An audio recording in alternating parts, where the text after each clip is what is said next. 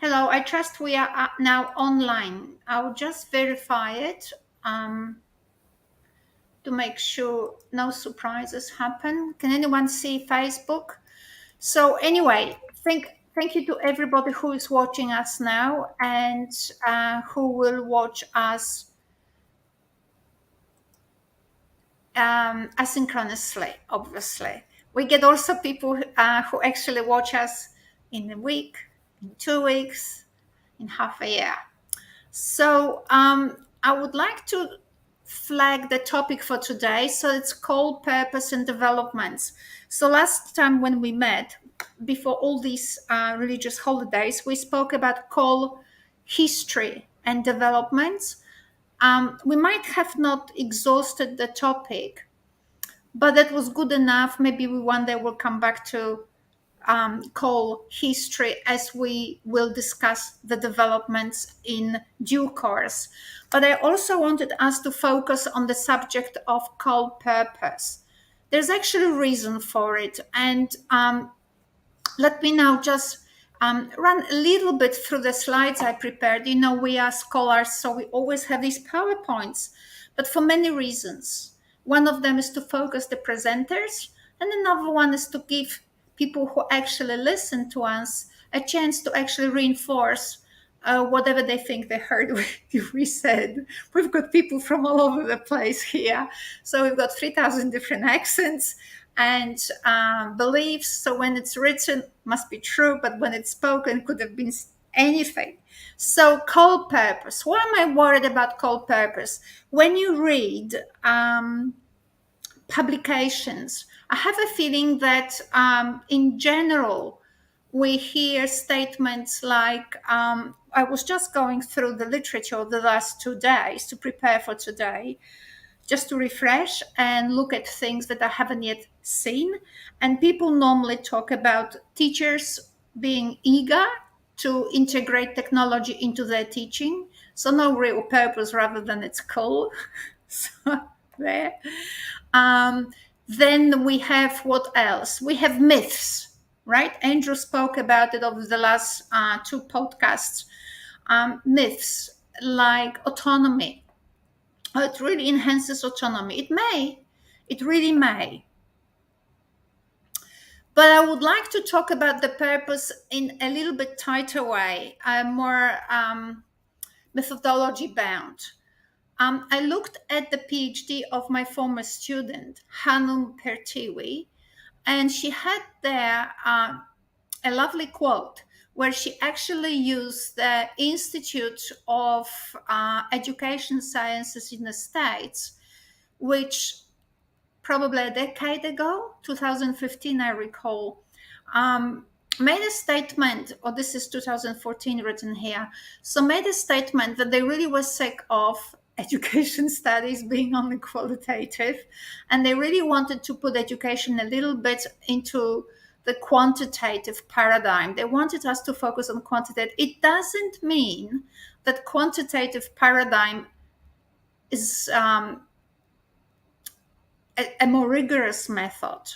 But what they were hoping was to move us away from vague studies, which cannot be replicated, whose probably evidence base, it's really hard to translate into different contexts. So they were trying to focus us more on numbers, on more quantitative data, so that maybe we could see if we could come up with models that actually can be applied to maybe in the same way or to some degree in Indonesia, in Australia, in Zimbabwe.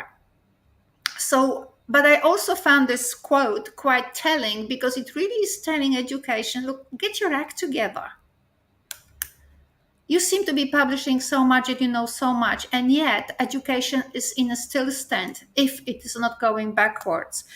And we've, throughout these podcasts, we've spoken about quite famous scholars who actually were saying we haven't moved for the last 100 years, if that. So weak methods as opposed to rigorous methods. So why are we using coal? what is call actually good for? Um, so I looked at this book largely because our publication is in it, and it was just hot off the press. So 2023, a lot of authors wrote their chapters there. So they talked about COL, obviously, computer assisted language learning, and look at the particular questions that the editors raised in the introduction to the book. They were wondering whether after the COVID situation has ended, whether actually the teachers are still employing ICT. They also drew a distinction between using ICT to display things like what we're doing now, and actually enabling this autonomous or hands-on practice. Right? What will it involve? Just reading?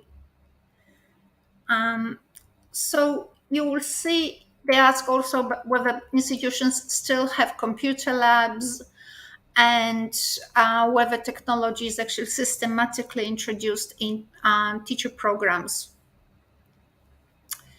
So now when I look at the Hubbard publication or chapter in this book, um, he talks from the perspective of his experiences about the developments of coal, the history of coal.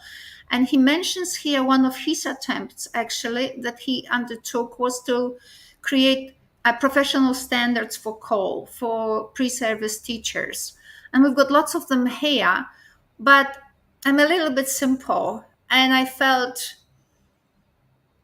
and I actually foresaw problems with coal education in education training courses before he actually even got there. So first, when I read his stuff, I felt that the most important thing actually in coal education is actually to understand the purpose of coal.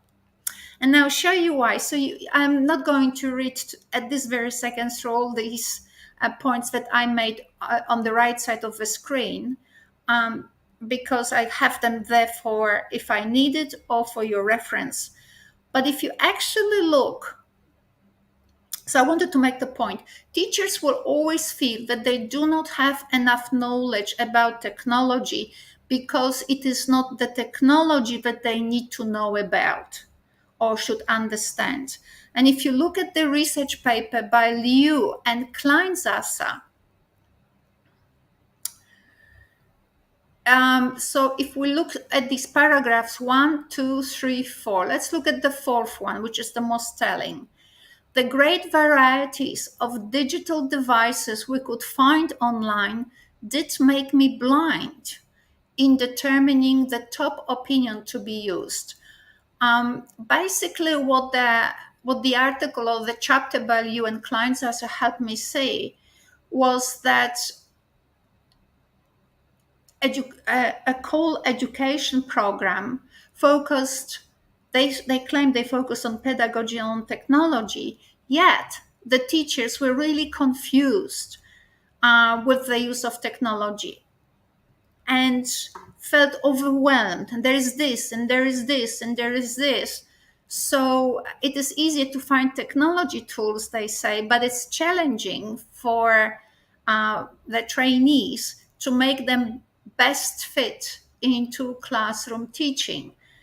Now, I wrote on the top of this box, online teaching pedagogy as opposed to what? How many? I mean, it is very popular, trendy. I didn't know when I was an undergraduate, no, postgraduate student, I didn't know that there were many pedagogies.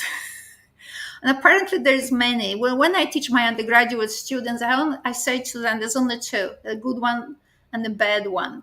And there's a reason why I say that.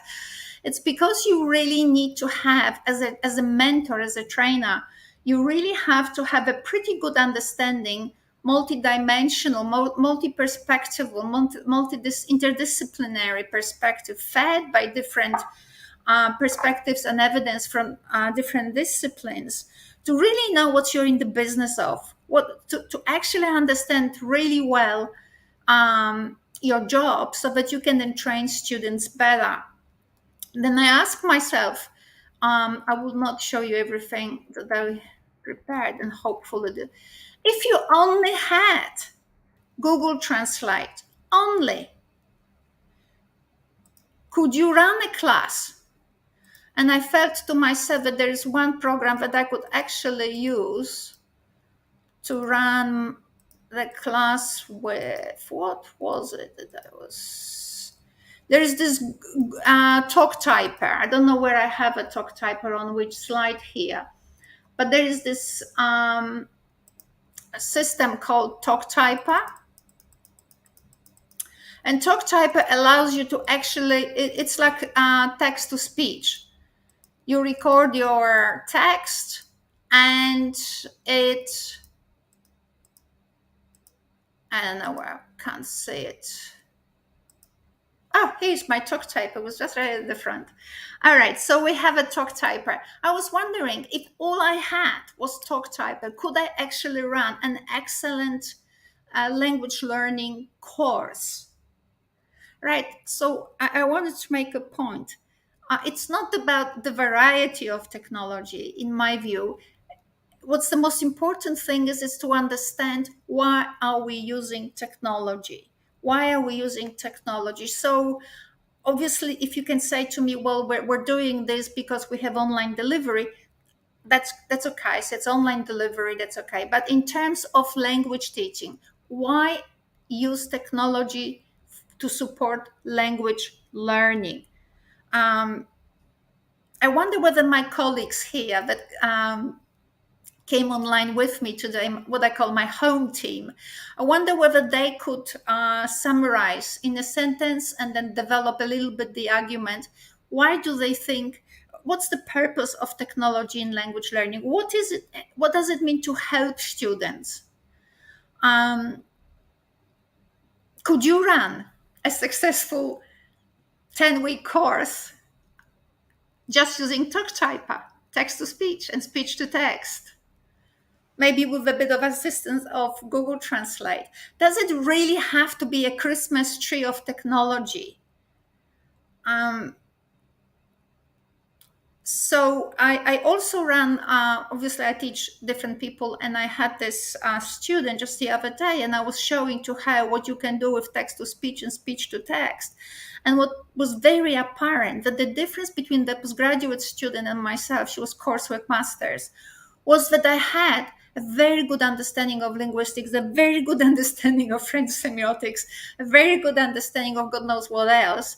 But I actually could see relationships that you could actually make visible to a student with something as simple as text to speech and speech to text. Whereas my student, when she looked at text to speech and speech to text, all she saw is that you can record and that you can play back. That's all. And it clearly indicates to me that in teaching programs, we're not teaching our students, our future teachers, we're not teaching them to think a lot, deeply. Like one of my colleagues at Charles Darwin University, at some project we were running in early childhood, she said, well, you're not staring long enough. You're not staring long enough. Got to stir that spoon in the pot, because the girls were making comparisons with cooking. And she said, you're not stirring long enough. You just have to stir longer and longer. And I think we need to find ways to move away from the immediate and think and think and think and read and think and think. Even when we see something like today's podcast, we need to see how that connects to what I know. How does it expand what I know? How does it challenge? Or how does it reinforce? What's in it for me? So you build your own mountain with each professional engagement, and not take things at the face value, or well, text to speech and speech to text, it just records and plays back. That's a shallow things. So I'll just leave my friends now to talk to how do you see, how do you position yourself to my statement that you really need to know, you need to understand what the purpose of technology way before you look at technological tools.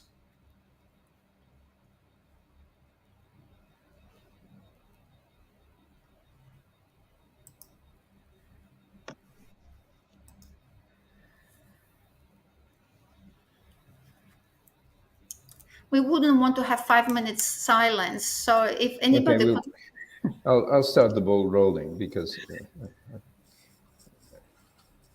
I don't want people to expect me to speak first, but sometimes that happens. So Well, Andrew, uh, I'm glad you interrupted, Wang. well, I've just noted a few things. Well, when I read the book name actually, a long time ago, when I read the call for abstracts of that very specific book about call teacher education, and I had one question. Actually, I had a few questions. I would like to ask Dr. Annie Lian. So, is there really a call teacher? Is there really a call teacher, or is there really what you call teacher education? Is there such thing? Does such thing really exist? Okay, I'll just answer, Quang, in a very short way. It's not necessarily whether there is, but the literature has created one. So I agree with you. I think that we're starting to, not we, but the literature starts almost reinforcing the dichotomy between those who use technology and those who don't. And obviously, we will have situations in some contexts where teachers cannot use technology because they just don't have it. They can't go past the book, textbook. So there would be, but so in those contexts, yes. But in another way, we could say it's just pedagogy. It's just pedagogy, and Cole Because is just. because I actually personally I don't agree with such idea of naming people and classifying people as call teachers and non-call teachers. Because when we talked about, I don't know if you agree with me, but I think many researchers agree with me that we are in a stage of the post methods era. And when we talk about the post methods area, we start to talk about eclectic pedagogy. You have to be flexible with what you need and what you have and what really what is really available in the classroom. So I think by that, sorry, that concept of eclectic pedagogy is older than me. So yeah, it's been around for quite a while, and I would actually contest what Kumarava Diveru says, that we are in a post method. I think there is a method, and I think we need to have a method. We need to be very precise. And this is what that quote in the beginning was saying. Just get your pedagogy, get your methods of research right, because it's such a mess. If you get into postmodernism, post method, and post certainty, and post humanity, and post whatever, we're all very confusing, and consequently research might not be actually delivering on the promise that it is, for which it is paid and we get the funding for. So I think we the, have methods, and I the think there is idea such of a thing like a bad the pedagogy. the idea of post methods does not means that we do not have a methods. Actually, we have different kind of methods, but we know when to use what electively and effectively. And we stop the idea of stereotypes of teacher, like this teacher is a call teacher and this teacher is not a call teacher, because the idea of technology is to contest the idea of the native speaker model. And when you talk about a native speaker model, we would like them to be present in a classroom long time ago. And nowadays still in Vietnam, like people would really prioritize white teachers actually. So the introductions of, I don't know, the technology in our language education is to counterbalance that kind of idea without a native teacher.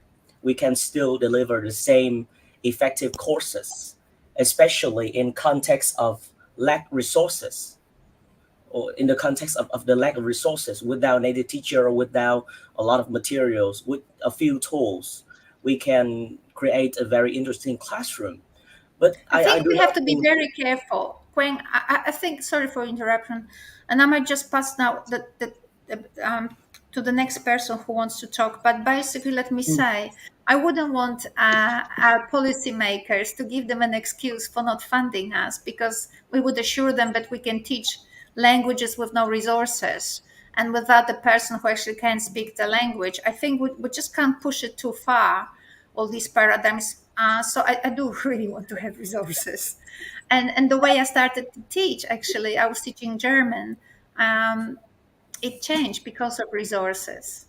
Mm. So, Wayne, I'll just leave it here with you. Now, Andrew, would you like to finish off what you were trying to say, and then we'll pass to Lala. Well, I sort of wanted to go back a little bit on on on teacher education, post post method, maybe another method. Kumaravadivelu himself, when I met him in Indonesia, actually, for one of the TEFLIN conferences, I was one of the keynotes there, and so was he. It was a big deal, and he talked about not having a method. In other words, not having a step-by-step pre-organized set of materials. But it didn't mean that he didn't do things with the students. And to that extent, it's arguable that it's not post method; it's just a different method. But I'm not going to go and talk about it. I wanted to say a couple of things about teacher education. The first one is that teacher education tends not to happen at undergraduate level. So teacher education is the place where undergraduate levels is the place where you learn the content, as it were. I mean, there's this mentality, which is you have content and you have the teaching of the content. That assumes that language has content. You know, you're going to teach the content of language. That's why today we're going to talk about the present perfect, and tomorrow we'll talk about the present continuous. And to that extent, you can invent content, but the realities of language is that the content is not identifiable in some kind of simple way. But anyway, so you have undergraduates who are learning things, and then as far as the TESOL world is concerned, most people learn how to teach at a graduate level, at the master's level. And at the master's level, most of the teaching programs are technical programs where you are fed the dogma of the field. You are told you must do this, you must do that, there's SLA, and then the student asks, what is SLA? And the teacher says, well, it's SLA, it's language acquisition, forgetting that language acquisition actually has its origin in a different universe, run by people like Pitt Corder and Larry Selinker and so on, and eventually, Krashen and so on. But so and then in the United States, for example, although there is this understanding of the roots of second language acquisition, we also have the reality of second language acquisition as just language learning. So there is this vagueness. We don't know what's going on. Oh, okay. Well, we're going to do second language acquisition. We're going to have a lesson plan. We're going to do this. We're going to do that. And we are taught how to do it at the master's level technically. So it's not an intellectual pursuit anymore. It's a technical pursuit. This is the game. You have to do it this way. You have to do it that way. And this is reflected in the TESOL certificates, which you can do for 150 hours a month at 5 hours per day. And you get a certificate and you go and you teach in Thailand, Vietnam, and so on. And you are now a legitimate TESOL teacher. Well, the reality of that is that even assuming that it's a good program, which they generally are not, but even assuming that they're good programs, the way that those people tend to teach comes out of their own minds and tends to be maybe thoughtful, but also very much based on their own fundamental beliefs about teaching and learning, which is, I will speak in front of the class, we will do what the textbook says, and then, I will move on to the next class next year. So that's one thing. So one of the issues relative to computer-assisted language learning is, well, what's the status of the computer? Wang talks about those issues. Anya talks about those issues. Well, is it any better than a book? Right? Is the computer better than a book? Well, for the last 40 years, since 1983, when the Calico Journal was created, people have tried to make computer-assisted language learning into an intellectual discipline so that they can get funding and they can be researchers in core. And from my perspective, I think this is, I mean, it's an interesting thing, but we don't do a lot of research on how to use a book in language learning. Well, technology is a little bit better and allows us to investigate more fully the potential of resources. So for me, computer-assisted language learning is a resource. How do we use that resource? Well, it depends on how we think about language learning and how we negotiate our intellectual position as teachers with our students. Some people don't negotiate that position at all. They just tell the students what to do. The student says, okay, that's very nice. I'll do the exercises on page 27 today. And then they do the exercise on page 28 the next day. So that's one thing. And the other thing is, well, we negotiate a different position with our students, which is, why don't you discover how something works? And my typical example is a day on French television. Huang's just published, not published, but he's just done something on a day on English television in Vietnam. And he's discovered some interesting things where the structure is free, but where the resources are available. And the resources are necessarily technological. Now, computer-assisted language learning means nothing. I'm serious about that. It means nothing, or it can mean anything, or it can mean everything. The point is that, it's a bit like saying, oh, AI is here, we should start worrying. Well, the question is, what AI, which AI, what's it doing, how are you going to use it? Is it going to destroy us? And why? Is it going to help us, and why? I mean, the technology is neutral. The computers are neutral. And it depends on what we're going to do with them.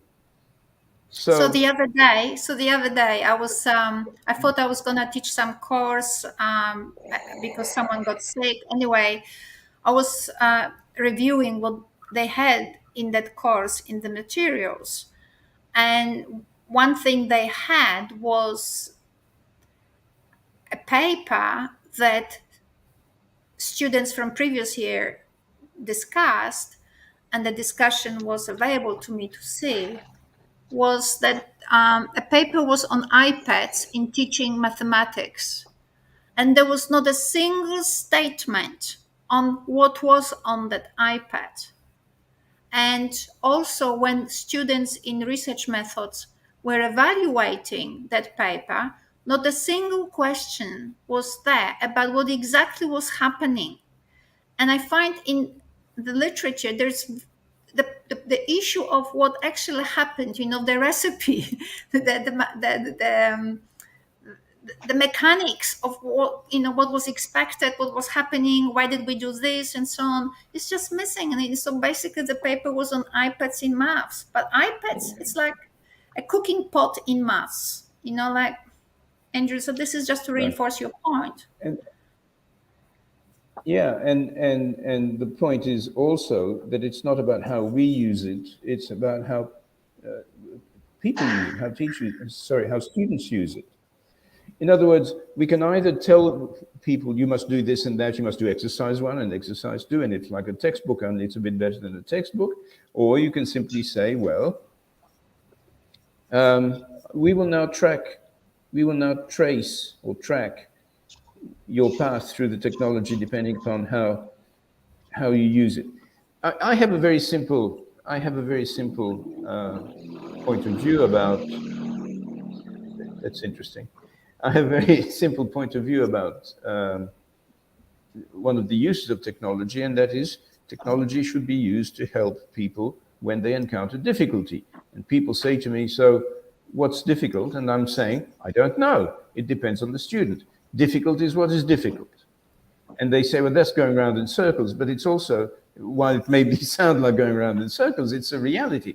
People, difficult is what is difficult. What you find difficult, how you find it, how you're going to deal with it, and how you go about solving that problem may or may not involve technology. And these days, of course, we use technology to provide access. We use technology to provide information. We use technology to provide diversity, and so on. So, going back to Kwang's point about the native speaker of English, no, I don't think computer-assisted language learning was constructed to make the world more diverse. I think it was actually built for what I was talking about before, which is to make the world a better place for learners. I How you think do that, of course, will depend from person to person. And the other question that we need to ask at some stage is, so what technology are we talking about? And people typically think of technology as a laptop or something like that, with a student sitting in front of it, or 2 or 3 students sitting in front of it, maybe in a room in groups, and they talk about collaboratively dealing with problems, and they hope that they are collaboratively going to solve these problems on the basis that one student knows more than the other student.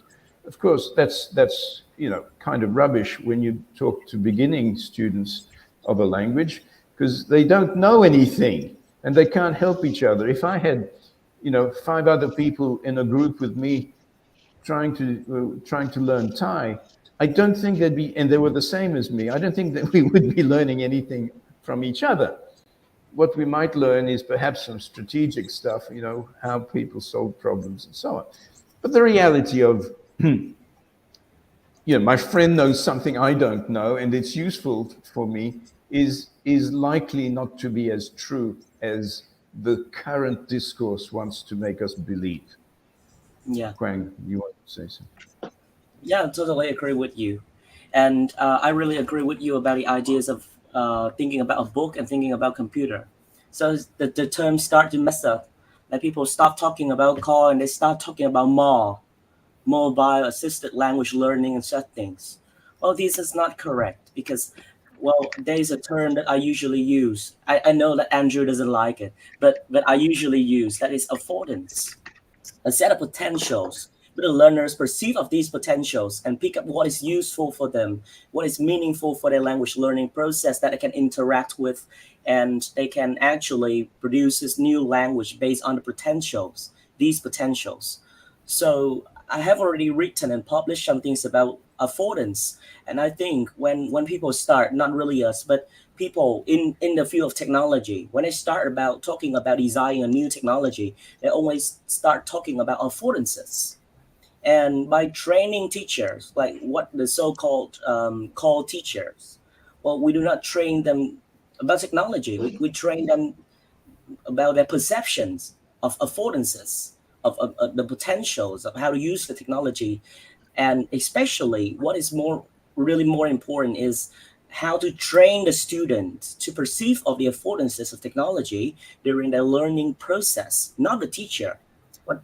Can I just interrupt for a second? This confusion happens in my publications, and it happens in this discourse here in another publication.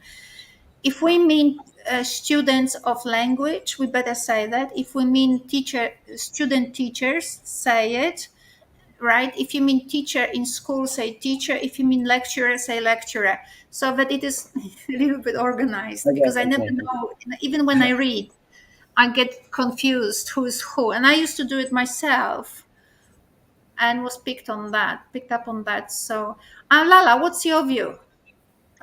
Oh, What's very the interesting talk. technology? Let me just go back to the question or problems that you presented in the beginning of the talk. Um, the first question was quite intriguing. What is technology for, and what is the purpose of call? Well, Andrew has already got the point. And in my case, well, I'm teaching in a pretty much traditional university where technology is not well established. So, personally speaking, I use technology with my students to help them develop interconnection of concepts, ideas, those kinds of things, because we are running a very traditional curriculum. So it is important for me to go beyond that traditional curriculum that simply promotes the content and the teaching of the content. And that's number one. And number two, I Oh, that's not guess, number one. Number one, if I can, number two. Lala, Yep. that's not number one. I think Was it? again, if I can pick you on that one, you need to be very precise because I know your work. You want Yep. to expand beyond the traditional idea of content, Right. which is the culture of teaching, maybe in your department, but it is not written in the policies Mm, and it mm, is not written in the higher education standard. So you need to say that you don't do it because you're a good person and one day you will mm. be a priest or a Buddhist or something, you're doing this because it's actually aligned with the policies, and this Right. way you contribute to the cultural change in the Mm, institution by making people aware. So this needs to be said, and I will later on, when I take over, I will show you how these things are not showing in the literature. And it's all quite right. annoying because Mm, applied linguistics runs its own little trolley.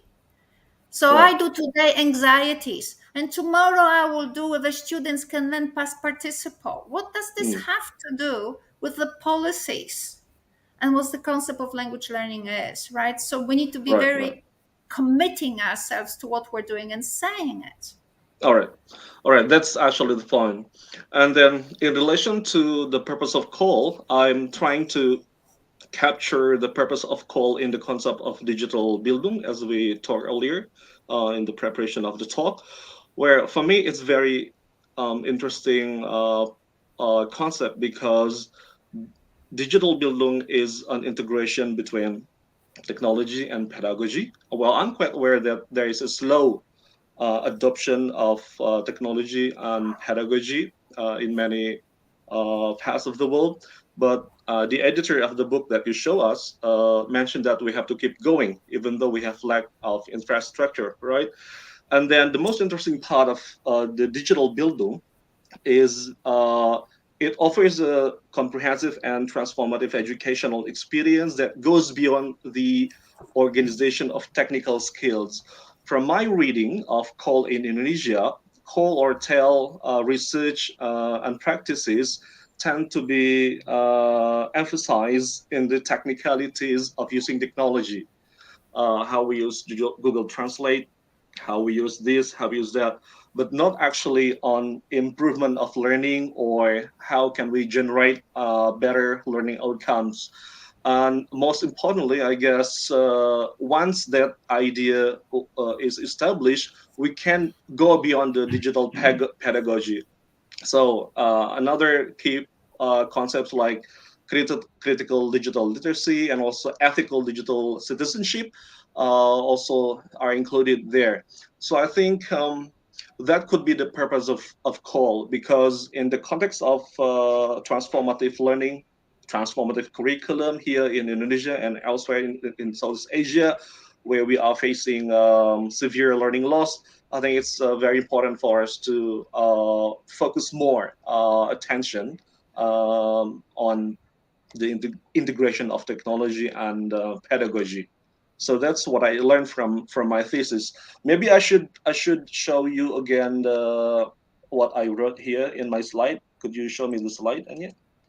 Yes. So I tried to write some more notes on the multi-sensory call or tale for academic writing unit that I and Lukman use in my research.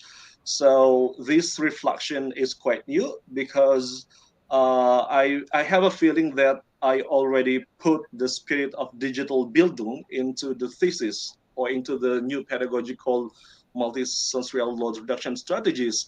And I also have a feeling, you know, the editor Dara Tavazzoli mentioned in the paper that social cultural theory is the dominant teaching approach used and cited by Cole researchers in the journal, and then this new pedagogy is actually informed by complexity theory and then rhizomatic learning. I think that's very interesting. So I put some new notes right here. When it comes to the integration of technology and pedagogy, the focus should be on the human learning.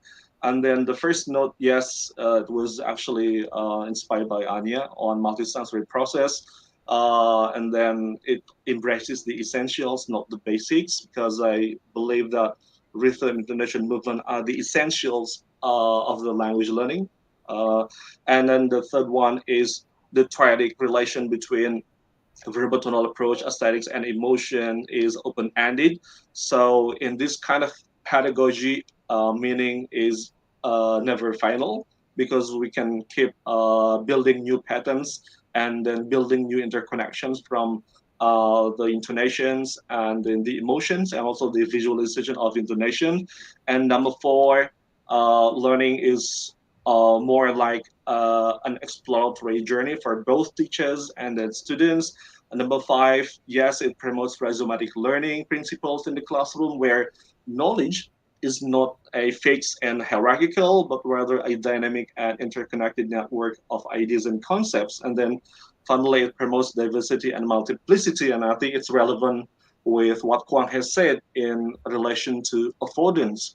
So I think that new interpretation on my thesis and on the new pedagogy is very essential in how I see the future of call for teacher education in my department. Anya, so that's my point. Okay, so Can I just say one thing before we move on?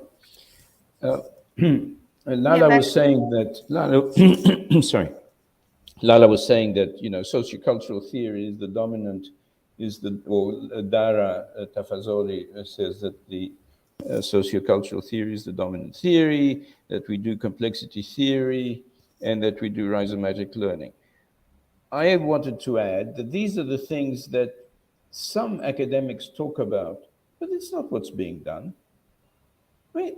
Nobody uses rhizomatic learning because it's too chaotic, right? It's too uncertain. It's not sufficiently well organized.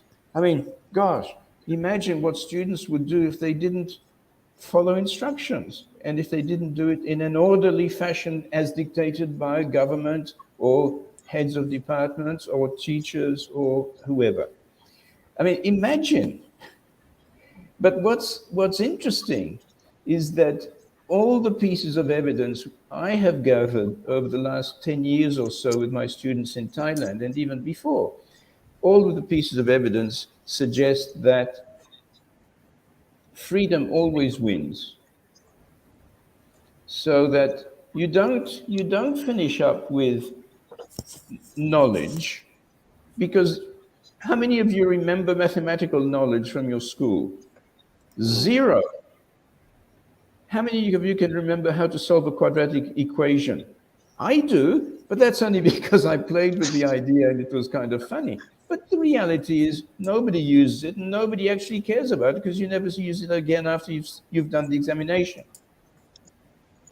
So all of these things are about setting up mindsets. All right. Okay. I think But, it's but, but important. sorry, but let me just go back. Nobody talks about, how can I put this?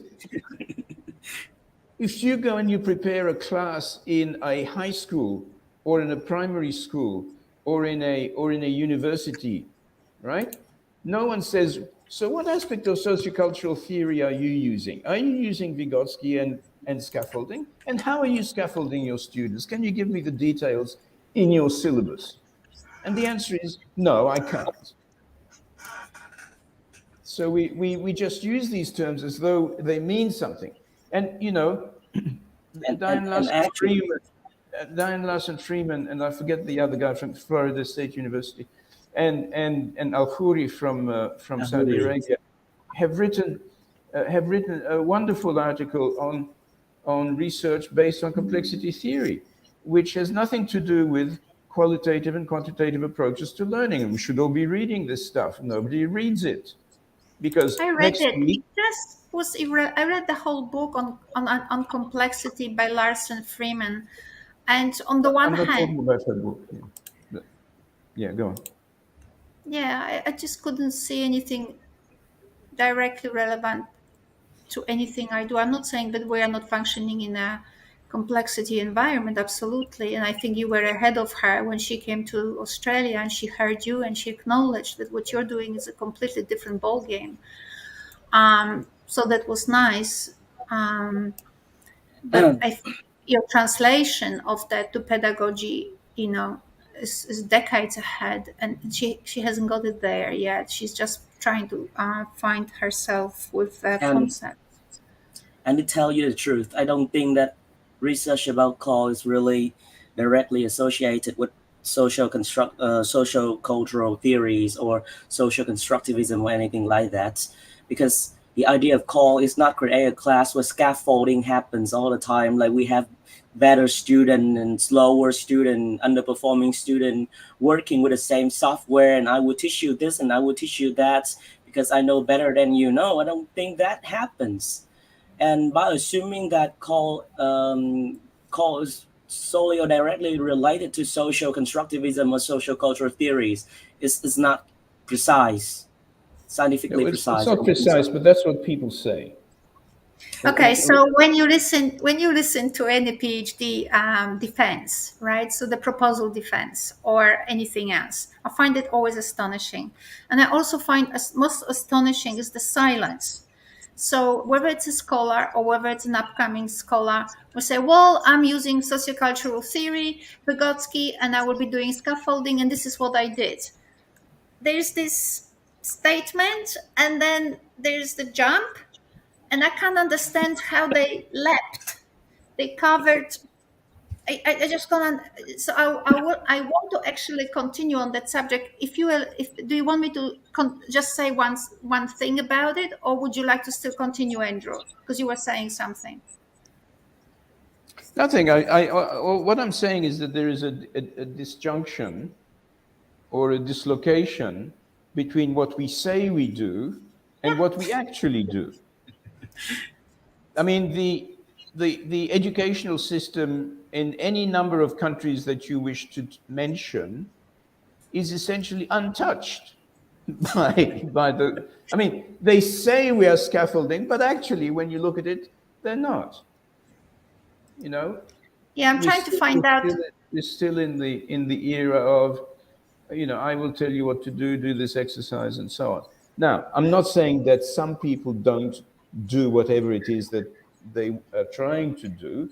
I'm not saying that there is no autonomy available or that there is no freedom. I think there are pockets of that. But in general, people are rewarded. And I wanted to say one word about professional development.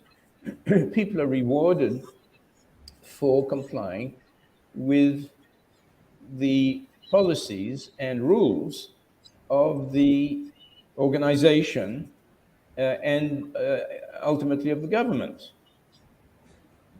And you've got to remember that the policies and so on are always compromises which have been put together by people who claim to represent different interests and stakeholders. So we're always looking at the stakeholder. What do you want to be able to do? Oh, I want my students to do to get a PhD from my university to be able to run complex technological infrastructures to just in case another COVID happens. That's actually something that happened in our case at SUTs. People want the PhD students to have the knowledge of the technology to be able to do this highly technical stuff, while the courses we teach cannot, by definition, be highly technical. And you need 10 years of study to be able to be technically equipped to run a technology-based language system or a language center or whatever you want to call it, right? And that's the issue. We now have a dislocation. Everybody's floating around talking about sociocultural stuff or whatever they're talking about, and at the same time, at the technological interface, at the nitty gritty level, nothing's happening. So, for the last 30 years, the sociocultural discourse, as we know from Mary Calancis and all that crowd from Queensland, what were their names? Luke and um, Bill Bill. Cope. Yeah. So, it really was it's a framework, but with which doesn't push them to challenge their own thinking. What needs to happen is that you read and then you look how this evidence challenges how you see learning. So that's how I work, and I trusted a lot of people who I around me work this way. But the other way with the sociocultural theory, and I'm happy to be challenged by it, this is not what they do, because the references we use, say Andrew or even other people I work with, they don't appear in those people's works. So we've got amazing people like Jack Panksepp, as I often say. He's done amazing work. He lived, he died, he changed No neuroscience. one ever heard of him. No one in education even has heard of him. We have The young guy, people doing these the things. guy managed to die. Just wait, the guy managed to die, and it is like empty. And yet, early childhood is all about play. So what happened? Oh, because he spoke about more than just play. And here we go, like no. Anyway, so the way how socioculturally they call themselves sociocultures, the way that they in which they use this narrative of socioculture is basically to justify their explicit top-down teaching. This is my view. Here's what I'm gonna teach you, and this is I've got these levels. First, I'll show you what you have to learn. Oh my God, something I didn't even press on it. This is what I'm gonna teach you. This is how I'm gonna do it, and this is what you will reproduce for me, right? And I will call it critical thinking. Let me show you some. I think that we will be closing shortly, so we will continue this discussion in 2 weeks. But I think I wanted to carry on with the point that Andrew was saying, and Lala especially, and Quang as well, but just especially Andrew and Lala. We were talking about so there's a understanding call, and once you understand the pedagogy of second language teaching, you can easily run an entire course just using one type of software or two. If you have enough knowledge, you don't really need to be a call specialist that knows everything. Like I sometimes listen to people and they have these amazing lists of software in their head, which I'm not criticizing, but I need to see consolidation there. So I think that you can use ready-made software of this kind and other kinds if you have a good understanding of why you're doing this. What is it that you want out of it, right? And here is the concept of the curriculum. I'm very sorry to say that, but we've got policies, we've got international policies that kind of replicate one another in one way or another. They're very good. They say good things. But I never see those things repeated in the publications because they create a challenge for the researcher. What do they mean by these particular capabilities or skills? How is it that I can actually, with a straight face, say that my framework are these policies, right? So these questions should be asked. So if you have done enough of intellectual work, you can actually use simple software, and actually it will be more and will be helpful to you than if you didn't. But you don't actually have to go bananas when it comes to different lists of technological tools. But I wanted to make another point, and we will just have a discussion on that, and we'll close for the day. Then there are complex tools. They are the tools that that your ongoing knowledge as a scholar enables you to create. So that's something that I understand Andrew has done in pronunciation, especially. Obviously, he's got more than just pronunciation, but his little baby is to actually help people learn English or French without by reducing their accents, and especially by making them better comprehensible. Now, how do you invent these new methods, right? I will show you just one thing today, how you invent this. So I looked at the book that by Dara and Michelle, and you can see reference to that book on my Facebook. But I looked also into Calico. I made my university acquire rights to Calico, so I thought now I'll make it worthwhile and actually we read. So I looked at stuff there of the most recent publication, and there's an abstract. I'm very sorry I didn't put the name here. I must have been creating it last night and got interrupted and didn't notice. But anyway, it's 2023, I trust, or two maybe, publication on technology and vocabulary acquisition. Now, being evil as I am, I'm just wondering, why the heck are we writing about vocabulary acquisition? What is vocabulary? But it is so worth consideration. Now, obviously, the entire field of applied linguistics is saying, well, vocabulary exists. So does comma, and so do prepositions, and so do lots of things. I just want to know, do you see what I'm saying? As an intellectual who has read things and thought about things, and especially on this particular issue, I've been actually thinking for the last 10 years on this particular issue, right? I might have had a background of 20 years ahead that enabled me to question it. But over the last 10 years, I've put quite a lot of work and asking myself, are we actually learning vocabulary? So for some of you, it might be actually superfluous to ask this question. Oh, this is Anya just making things difficult. Let's do sociocultural learning, and we will now scaffold students to learning vocabulary. Well, that's great. How's it going? How's it Me want going? chicken. Yeah. What did you say? Yeah. Right. Me How's want it going? chicken. That's Yeah. vocabulary at work.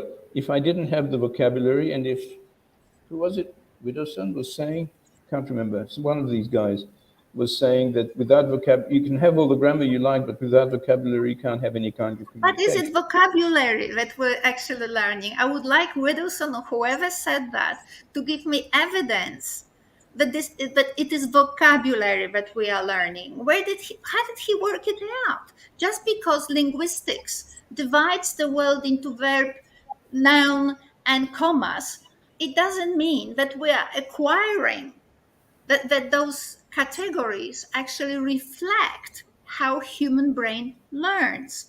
So if we want to talk about teaching or learning, then we need to, before we run with the framework of sociocultural learning where we all teach each other, we scaffold each other because we're all mentoring each other. Everyone sometimes knows more than the other person, all these sort of equity-based narratives that we create around our pedagogy, and we can congratulate ourselves and pat ourselves on the head. The question really is, I looked at this abstract, and Lala, who is my very close student, Andrew has never understood my methodology, doesn't have the time for it, but Lala is already laughing because he knows what these colors actually mean in this abstract. So the question I really have is, before you run and tell me that you're studying acquisition of vocabulary with the help of COL, tell me, why vocabulary? How did you get to the point that you're thinking that it is vocabulary that we are learning? But when I look at this abstract, I can't see anywhere this explained. So you can see how far back, and this is what I'm trying to teach you, how far back you have to go in order to actually challenge yourself and to be an intellectual, a real scholar, right? And not real scholar as, all right, today I will see how many verbs people use in their um, text, or I will learn how much vocabulary they learned from lesson 1 to lesson 2. And this is the rigor that is lacking, that the American Institute was talking about. The rigor means not only whether you counted well, why the heck were you counting these things? And in order to answer that, we have to do interdisciplinary studying, have a look at other people's. And I will tell you that obviously you know my work a little bit. I go into neuroscience, and people who are leading scholars in neuroscience bend themselves backwards to present their findings in a way that all of us would understand. It's not difficult. It just takes a little bit of education that makes you appreciate the need for that. So why vocabulary, right? Um, right in here, when I look at this abstract, well, okay, I'll show you something else. I'm not going to analyze this abstract because it's just a waste of time. At this very moment, we have very little time. So if we look at this little fable, in a field one summer's day, a grasshopper was hopping about, chirping and singing to its heart's content. Now, are we learning vocabulary? If you actually look at this text, you can see that the person who created this text has actually been superfluous with the vocabulary. Because when I cross out the words in a field one summer's day, saying we don't need that. We could have had the first sentence saying things like a grasshopper was hopping about. Perfectly good sentence. Why do we need all these other things?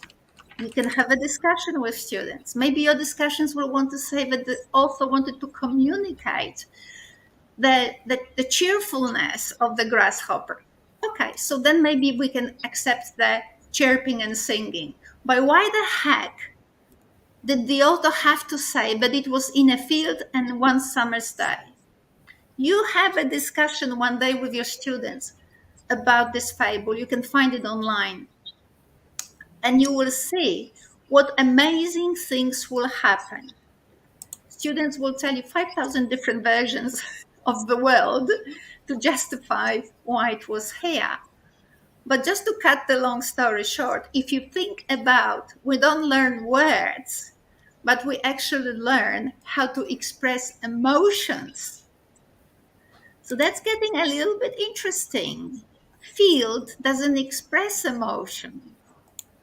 But when you connect field with summer, and when you read through the text later, where we have a contrast, which is aesthetical analysis of the text. So in the beginning, they start with the field and summer, and they end with winter, also in the field. You can see that emotionally, field in summer feels like abundance, joy. You can chirp and sing to your heart's content.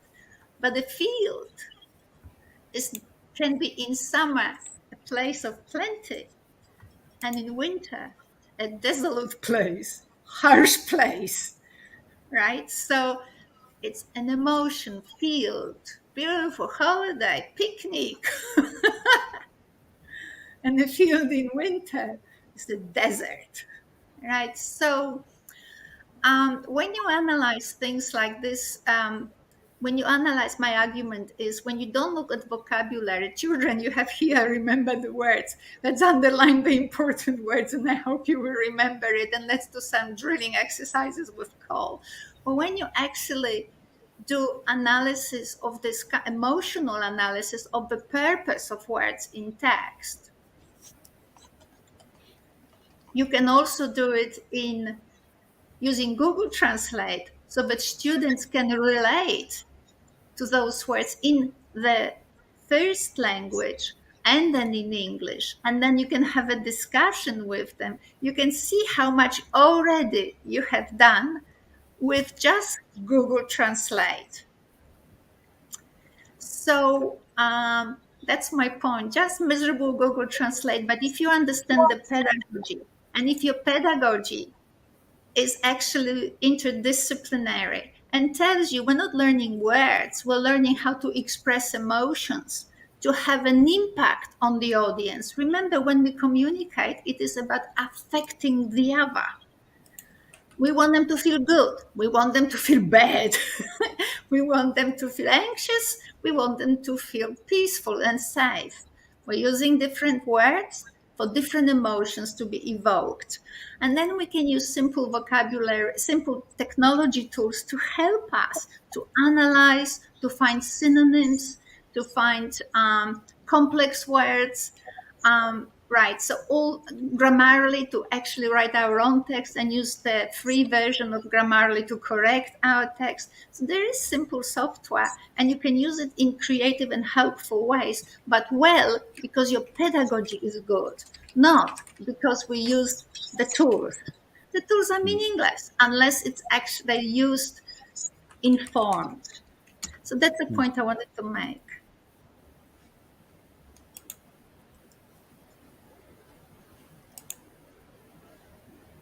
So we will be closing. I would just like your comments on that fact, like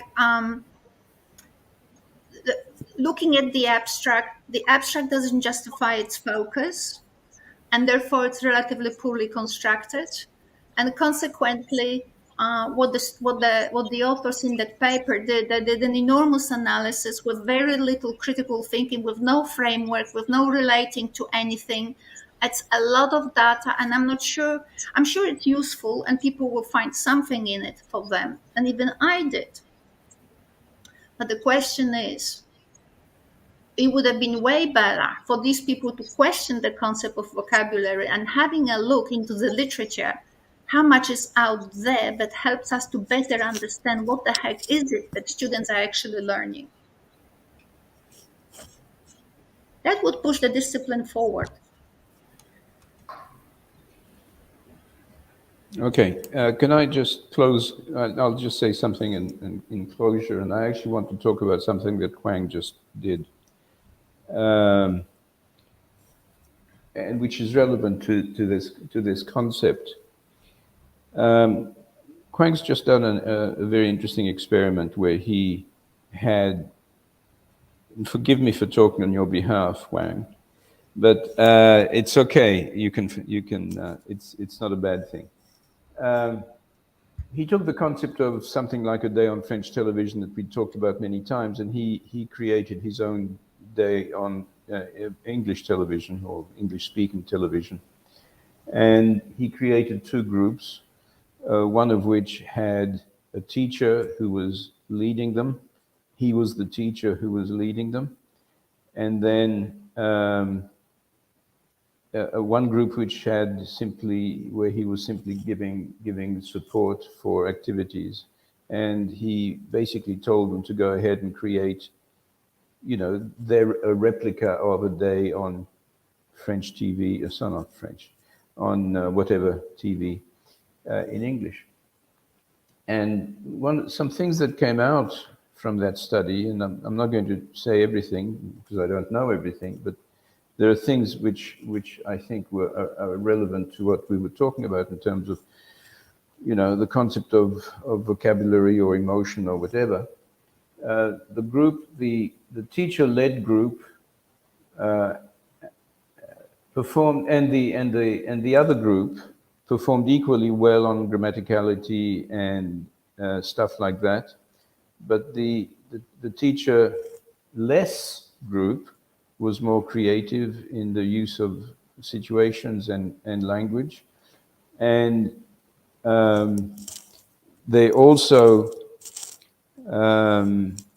required less time to achieve their outcome, something like 50% of the time. And they also developed a greater sense of autonomy And of course, without a teacher, what have you got? Well, what you've got is, even though if you're going to judge them just on grammar, then they performed equally. If you're going to judge them on more than grammar, which you should, then they did not perform equally. And on top of that, the teacher-less group was cheaper to run. So from an organizational point of view, it's cheaper, you have better results, it takes less time. Hey, that's not a bad outcome at all. And what happened? Well, what happened was based on the notion of freedom, not on the notion of compulsion and compliance.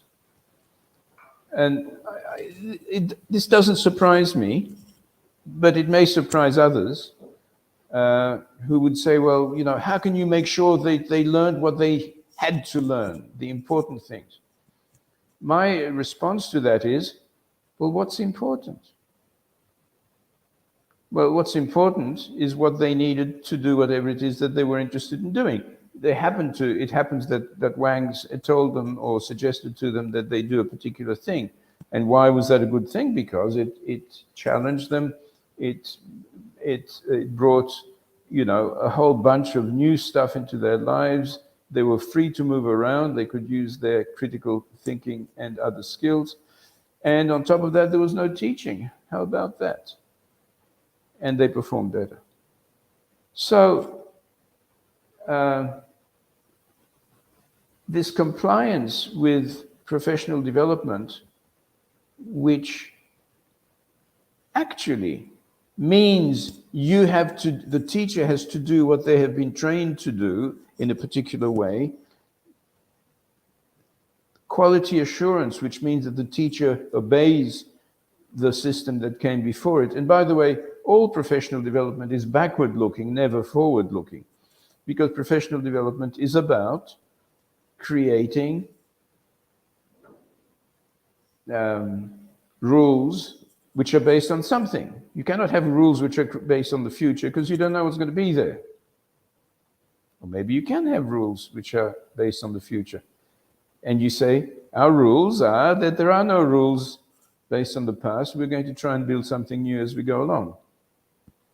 And I think that these sorts of things need to be integrated into our educational systems in ways that they have not been, because people will say, well, we have to make sure that the standards are maintained. It's a bit like medicine, The same is true. Anya, we can't hear you because your microphone's off. They don't mean standards which are in policies. They mean standards like what we've done before. They are the unspoken standards. Did you cover your past participle in year 3?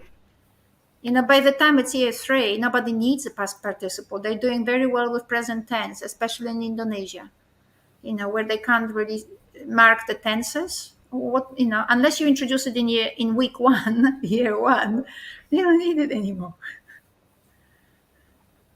Wang, you want to say something? Did I misrepresent you? I don't think so. No, I do not want to say anything else, but I think that, I have one idea that we have technology not to make teachers better, actually, because there are kind of infrastructure that foster education.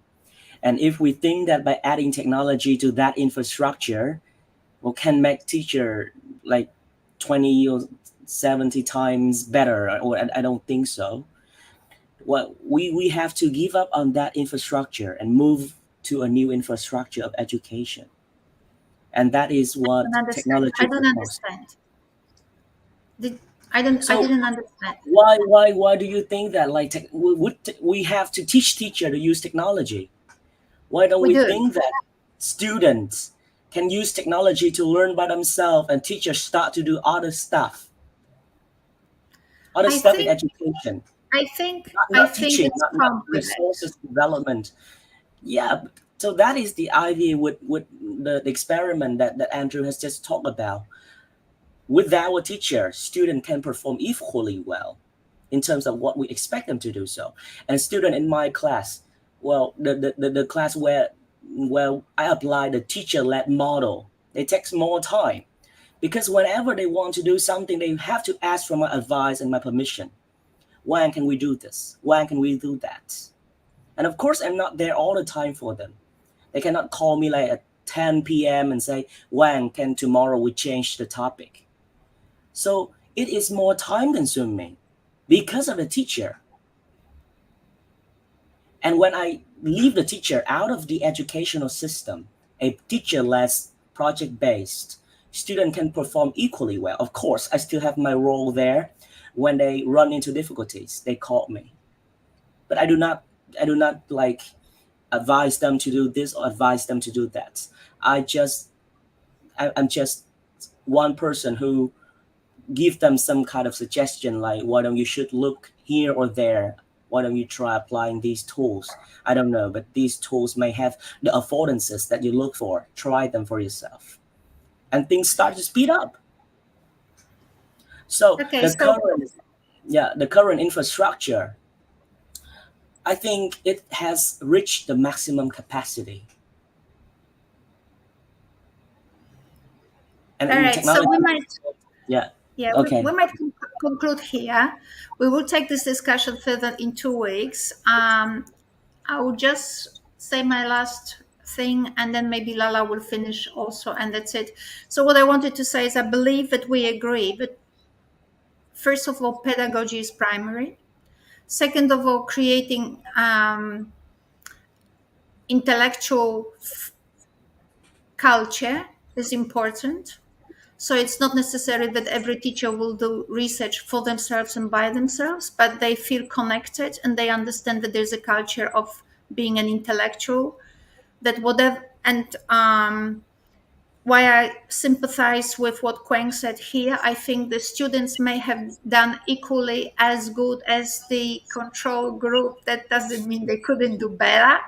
So I think we still need to improve ourselves. It's not that our models, pedagogic models, have been exhausted. I think nowhere near it. In my example of the idea that we are learning vocabulary is case in point. I, in line with a lot of scholars from different disciplines, especially neuroscience, would argue that we don't learn vocabulary. Vocabulary emerges, but we don't learn vocabulary.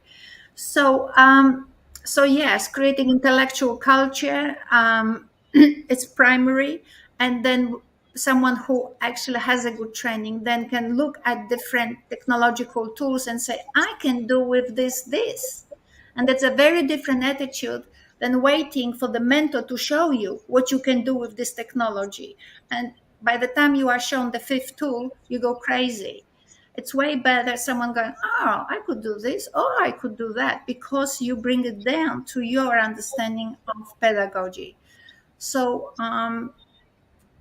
I wanted to make that point and finish for today. Lala, you had the last word. Um, so for me, learning verbal tonal approach, emotion, and aesthetic was a very pleasant moment because I didn't have to teach my students grammar because my students, most of them had a grammar nightmare. So back in 2018, I kept telling them, you don't have to be good at grammar to understand this text. All right. So just feel it, just feel the intonation, just feel the emotions, and see what you can do about it. So I think convincing my students that learning English without learning grammar is actually possible. And then so we did lots of exploration again and again and then again in the classroom, and then none of them were actually stressful because they actually learned something on you. So that's the point. Thank you. Yeah, but I'm not denying the value of grammar, but it is done within the context Yep, as yep, opposed to within the context, and then you can still, do your drills online on your own, right? It's right. not to get some sort of sense of repetition, sense of practice. So absolutely. So I'm not against grammar, but what you're Mm, saying, if I understand, not to replace the concept of language learning with the concept of teaching grammar, which what Right. happens very often, because people Right. feel they have to have content. So grammar, there it is, and you're drilling it, and people know all the grammar on the planet. They come to Australia and they can't even buy bread. Mm. All right, so technology is good. Thinking is even better. Developing intellectual culture, I think it's very important, and I think that the examples of studies that Andrew and Quang mentioned, and also Lala showed to us, that had it not been actually underneath those studies a proper in-depth pedagogic thinking, those results wouldn't have happened, right? And Lala wouldn't be happy, Quang wouldn't be happy reporting that there is a possibility of doing things differently. But that didn't happen by itself. That took decades of thinking and decades of testing and decades of actually of studies that over and over and over again prove the same point. Let Thinking me make ahead of one doing. before. Let me just thank you. Let me just make one final point. Especially in today's world of technological tools being available to everybody, people actually know how to learn. They go to Google, they go to ChatGPT, they go to whatever, and they get stuff. They learn how to fix their printers. They learn how to talk to other people. They learn how to what phrases to use in a specific context. They can do this, and they do it now, and they do it all the time. It's just education that doesn't let them. Yeah. And that was an important point that needs to be made. I'm not saying that education, the role of education is not to dictate, but to guide, support, and so on. Now, maybe we can do some of that, but we're also discovering that even people left alone do pretty well in an educational setting. It's just that we're so terrified as institutionally of letting it go, because there'd be chaos. But let me Thank just you add, so there is chaos anyway. It's just that it's not so visible. There's chaos in people's minds, in I people's think we heads. all have I think we all have stories from our own lives that when we actually learned things when we were left alone. Um, the little story in the nursery rhyme, Pussycat, Pussycat, where have you been? I taught myself from just reading a book when I was 9 years old. I opened the book on the last page, read it. I heard English songs before. I made up how to read it. I got it right. Just made it up. Nobody taught me how to read English. Just made it up. So we have stories like this, all of us, and freeing this energy would be really good. But thinking comes ahead of doing, right? People actually need to understand it and enable it. All right, my friends, see you in 2 weeks. Thank you so much, Gwen. Thank you so much, Lala. Thank you so much, Andrew. I'm always grateful, and I find it amazing that you always make time and give up on your pleasures you clearly have in your life and could do something better, and you commit your time to sharing with our colleagues all over the world your thinking and leaving some legacy behind us. Thank you so Thank you, much. Anya. Thank you, everyone. Okay, bye bye, bye everybody.